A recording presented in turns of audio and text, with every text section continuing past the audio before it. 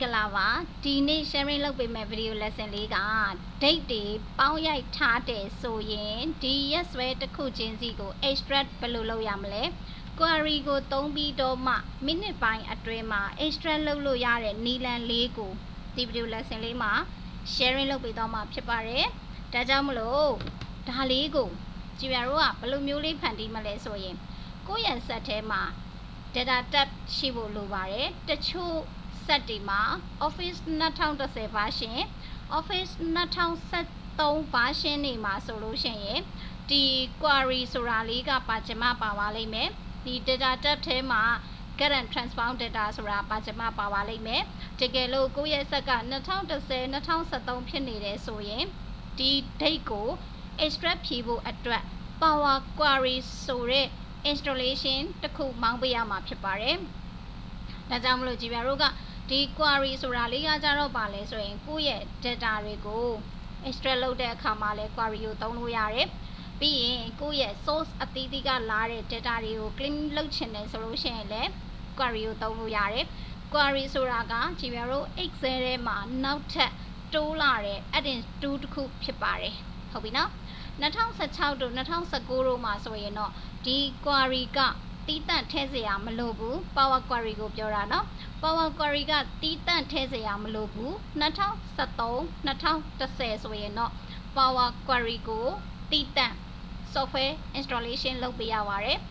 Ero, demand to check Jibame, Ero Dimaga, yes, way ye tade, that's way in teacher ye, exene function in or Tongumiaula, Shavare, Goga, a cool teacher Shimpia like that, Quarry go. 30မလို့ဘူးကိုယ့်ရဲ့လုပ်ငန်းမှာ function နဲ့မှာအဆင်ပြေတယ် function နဲ့မှာအဆင်ပြေမယ်ဆိုရင်ဒီချက်ကို comment အောက်မှာ function 20လေးရောပြောပြပေးပါလို့ရေးပေးခဲ့ပါเนาะအဲ့တော့ဒါလေးကိုဖြတ်လိုက်မယ်ဒါကသူပေးထားတဲ့ original file ဒီ file ကိုကဘာလုပ်မှလဲဆိုရင် extract ဖြီမှာ extract ဖြီတဲ့အခါမှာဖြစ်နိုင်ရင်ကိုယ့်ရဲ့ extract ဖြီမဲ့ data ကိုတေးပဲတိစောက်ပါเนาะတေးပဲတိစောက်ပါ data တွေကိုသွားပါဒီမှာเนาะdata တွေကနေပြီးတော့မှဒီမှာ front table range ဆိုတာရှိပါတယ် front table range လေးကိုနှိပ်လိုက်ပါနှိပ်ပြီးသွားပြီဆိုလို့ရှိရင် okay နှိပ်လိုက်ပါ okay နှိပ်လိုက်တယ်ဆိုရင်သူကဘယ်ထဲကိုရောက်သွားမလဲဆိုရင်ကိုဆက်လက်မှတ်လိုက်တဲ့ data နဲ့ပတ်သက်ပြီးတော့မှပြင်လို့ရတဲ့ power query editor တဲ့ကိုရောက်သွားပါလိမ့်မယ်ဒီထဲကိုရောက်သွားပြီဆိုရင်ကိုစိတ်ကြိုက်ပြင်လို့ရပါတယ်ဒီမှာtab က4ခုပဲရှိပါတယ် home ထဲမှာလည်းအလုပ်လုပ်လို့ရတဲ့ tab တွေအများကြီးရှိတယ် transform ထဲမှာလည်းအများကြီးရှိတယ် add column ထဲမှာလည်းအများကြီးရှိတယ်အဲ့ဒီထဲကနေပြီးတော့မှကြည်ပြတို့ဒီ outside data ထဲမှာရှိနေတဲ့ yes ဆွဲကို extract ဖြီမှာ column အသစ်တစ်ခုအနေနဲ့ extract ဖြီမှာဖြစ်တဲ့အတွက် add column ကိုသုံးပေးရပါတယ်အဲ့ဒီလိုမဟုတ်ဘဲနဲ့ဒီ column တစ်ခုအတွင်းမှာပဲ extract လုပ်မယ်ဆိုရင်တော့ transform ထဲကနေပြီးတော့မှ extract ကိုလုပ်လို့ရပါတယ် transform ထဲမှာရှိနေတဲ့ extract ရဲ့လှုပ်ဆောင်ချက်ကကြတော့လက်ရှိကိုအလုပ်လုပ်နေတဲ့ column မှာပဲသူက replace လုပ်ပေးတာဖြစ်ပါတယ် add column ဆိုတာကတော့ကိုယ့်ရဲ့မူရင်း column လည်းမပြောက်အောင်ထားမယ်ပြီးရင်ဒီမှာ extract ဆိုတာကိုလည်းသုံးပေးရမယ်ဟုတ်ပြီနော်ဒါကတော့ column အသစ်တစ်ခုအနေနဲ့ခွဲထုတ်ချင်တဲ့အခါမှာသုံးတာအဲ့တော့ဘယ်လိုခွဲထုတ်မှာလဲတစ်ချက်ရှုံးမယ်ဘယ်လိုခွဲထုတ်မှာလဲဆိုရင်ကြည်ပြတို့က2ရဲ့အရှိက date ကိုတိတန့်ခွဲထုတ်မယ်2ရဲ့အနောက်က date ကိုတိတန့်ခွဲထုတ်မယ်ဟုတ်ပြီနော်ဒါဆိုရင် extract ဆိုတာလေးကိုသွားမယ် extract ဘယ်ထဲရလဲဆိုရင် add column ထဲကပါ extract ကိုသုံးပါ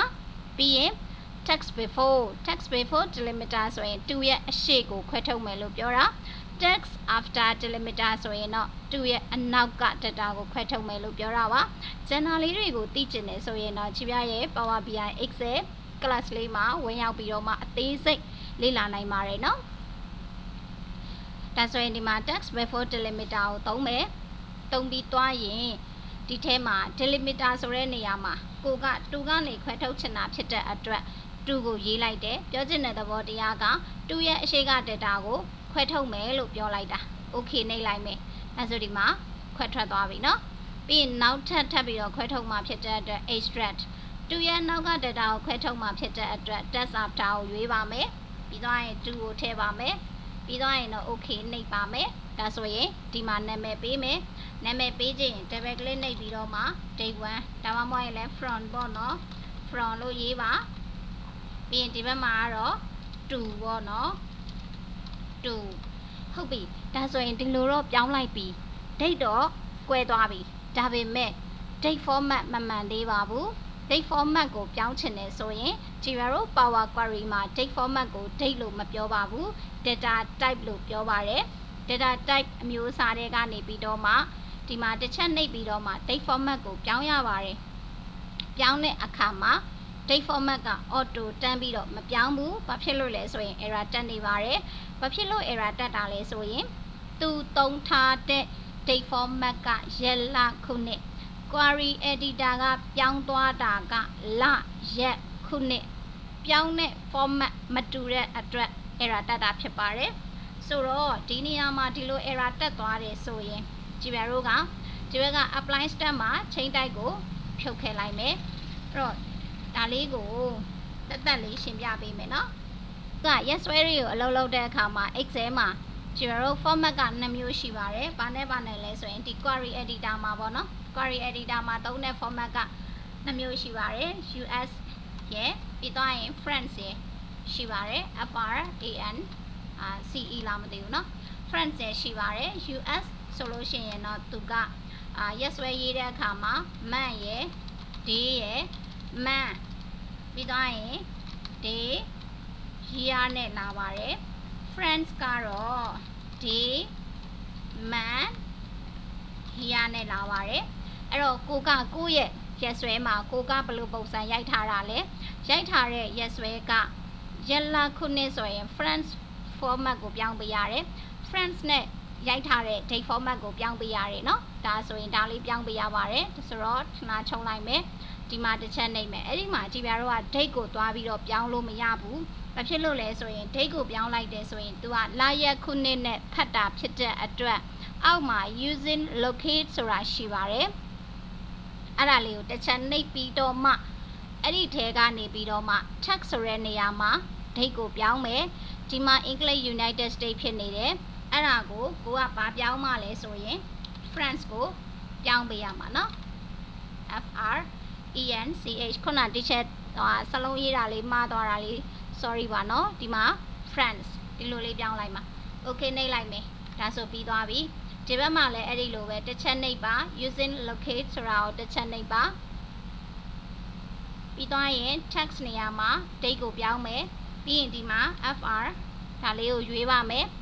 French ကိုမှ France ကိုရွေးပေးရမှာเนาะကွယ်စားကွယ်မိတ်ထဲက France ဆိုတာကိုရွေးပေးရမှာဖြစ်ပါတယ်ဒါလေးရွေးပေးရပါမယ် okay နှိပ်လိုက်ပါเนาะဒါဆိုရင်ကိုကဒီ query editor ထဲမှာကိုလွယ်ကူကူမိနစ်ပိုင်းအတွင်းမှာပြင်ပြီးသွားပြီဆိုရင်ကိုက Excel ထဲမှာထည့်ပြီးတော့သုံးမှာဖြစ်တဲ့အတွက်ဒါလေးကိုဘာလုပ်ပေးရမလဲဆိုရင် home ထဲကိုသွားပြီးတော့မှ close and load ဆိုတာလေးကိုနှိပ်ရပါတယ် close and load ကိုနှိပ်လိုက်တယ်ဆိုရင်သူကဒီဘက်မှာကိုပြောင်းလိုက်တဲ့ပုံစံလေးဝင်သွားပါလိမ့်မယ်အဲ့တော့ကိုရဲ့မူရင်း file မှာထားပါတော့9လပိုင်းမဟုတ်ဘဲနဲ့10လပိုင်းလို့ပြင်လိုက်တယ်ဆိုရင်ဒီဘက်မှာလည်း auto ပြောင်းအောင်လုပ်လို့ရပါတယ် auto ပြောင်းခြင်းနဲ့ဆိုရင် query တွေကနေပြီးတော့မှ refresh လုပ်လိုက်တယ်ဆိုရင်ဒီမှာလည်းပြောင်းသွားတယ်ဒီမှာလည်းပြောင်းသွားတယ်ဒီမှာလည်းပြောင်းသွားပါတယ်တခါတည်းအကုန်လုံးပြောင်းအောင်လုပ်ပေးနိုင်ပါတယ်အဲ့တော့ဒီ from တို့ to တို့ကို format ပြောင်းခြင်းနဲ့ဆိုရင်ဆက်လက်မှတ်မယ်ဆက်လက်မှတ်ပြီးရင် file နဲ့ sorry home ထဲကနေဒီမှာ number ဆိုတာရှိတယ် number များလေးကိုနှိပ်ပြီးတော့ custom ကိုသုံးမယ် ddမိုင်းလေးလုံးပေါ့နော်မိုင်းလေးလုံးပြီးတော့ရင် okay နှိပ်လိုက်မယ်ဒါဆိုရင်ဒီမှာကိုလိုချင်တဲ့ပုံစံလေးကိုရသွားပါလိမ့်မယ်ဒါလေးကတော့ Gmail Power Query Editor ကိုသုံးပြီးတော့မှကိုလိုချင်တဲ့ data တွေကို extract လုပ်တဲ့နေရာမှာသုံးလို့ရတဲ့နည်းလမ်းလေးကို sharing လုပ်ပေးတာဖြစ်ပါတယ်ကိုက query နဲ့ပတ်သက်ပြီးတော့မှဒီထက်ပိုပြီးတော့မှဒီထိကြသိချင်တယ်ကိုရဲ့စရေးမှာကိုက accounting နဲ့ပေးရပဲဖြစ်ဖြစ် sales admin ရပဲဖြစ်ဖြစ် marketing ဌာနကပဲဖြစ်ဖြစ်ဒီလိုမျိုး data တွေကိုခဏပြန်ပြီးတော့ edit လုပ်ရတယ်ဒီလိုမျိုး data တွေကိုပြန်ပြီးတော့မှshape ပြီးနေလုပ်ရတယ်ဆိုလို့ရှိရင်တော့ Power Query Editor ကိုကျွမ်းကျင်နေဖို့လိုပါတယ်ဒါကြောင့်မလို့ကြည်ပြတို့က power query နဲ့ပတ်သက်ပြီးတော့မှအသေးစိတ် detail ကြလေ့လာခြင်းနဲ့ဆိုရင်ကြည်ရကိုယ်တိုင်သင်ကြားပေးထားတဲ့ Power BI class လေးမှာဝင်ရောက် join ပြီးတော့မှဒီထက်ပိုပြီးတော့မှ detail ကြလေ့လာနိုင်ပါတယ်เนาะဒီမှာကတော့အဓိက key point ကိုပဲပြောတာဖြစ်တဲ့အတွက်အသေးစိတ်တော့မပါတော့ဘူးเนาะအဲ့တော့ဒီဟာလေးကိုမေးထားတဲ့ညီမလေးလည်းအဆင်ပြေပါစေအားလုံးကျေးဇူးတင်ပါတယ်မင်္ဂလာရှိသောနေ့ရက်လေးကိုနေ့စဉ်ပိုင်ဆိုင်နိုင်ပါစေရှင်